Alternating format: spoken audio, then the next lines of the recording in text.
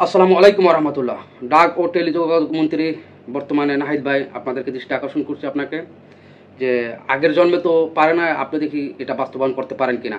কারণ আগের মানুষ যারা ছিল তারা খাওয়া খাওয়াই নিয়ে ব্যস্ত ছিল যে আমাদের টাকায় যে এমবি কেনা, আমাদের টাকায় মিনিট কেনা, সেটা নির্দিষ্ট একটা মেয়াদ দেওয়া হয় স্বল্প, সেই মেয়াদের ভিতরে যদি ব্যবহার করতে না পারি সেটাকে কেটে নেওয়া হয়।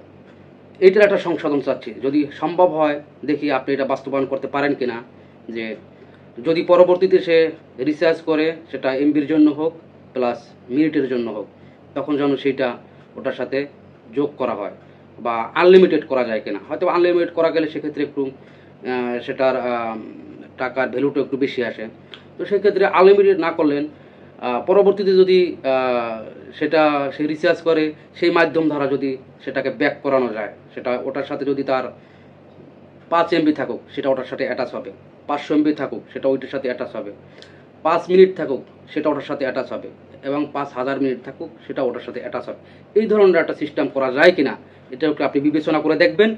প্লাস আপনার সহকারী যারা আছেন বা উপদেষ্টা যারা আছেন সবাইকে দৃষ্টি আকর্ষণ করছি যে আমাদের যে পূর্বে যারা ছিল তারা তো মনে করেন যে সবসময় নিজের খাওয়া দাওয়া নিয়ে সবাই ব্যস্ত থাকতো, সাধারণ জনগণের প্রতি তো ওইরকম আসলে দৃষ্টিকোণ ছিল না। সেই ক্ষেত্রে কিন্তু আপনি যদি হিসাব করেন যে এখানে লক্ষ লক্ষ টাকা, কোটি কোটি টাকা মানুষের কাছ থেকে এভাবে হাতিয়ে নেওয়া হতো, এটা আমি মনে করি এক ধরনের মানুষের কল্লা কাটা ব্যবসা। বিষয়টা বলছেন, এটা সেন্টিগ্রেড যেটাকে বলা হয়। তো এই ধরনের সেন্টিগ্রেড যদি মুক্ত করতে পারেন, যে আপনারা এখন যে পন্থা চালু করবেন, পরবর্তীতে যারা আসবে, যে সরকার আসবে, তারাও কিন্তু সেভাবে চলতে বাধ্য। কারণ যদি আপনারা লিগাল কিছু ওয়ে ব্যবহার করেন, লিগাল কিছু ওয়ে রাস্তা দেখাই দেন, সেই রাস্তা তারা চলতে বাধ্য। কারণ সেই রাস্তা থেকে যদি কেউ বঞ্চিত হয়ে যায়, সেই রাস্তা যদি কেউ ক্রস করার লিমিট অতিক্রম করে, তাইলে কিন্তু আমরা সবাই মিলে আবার তাকে থামিয়ে দিতে পারবো।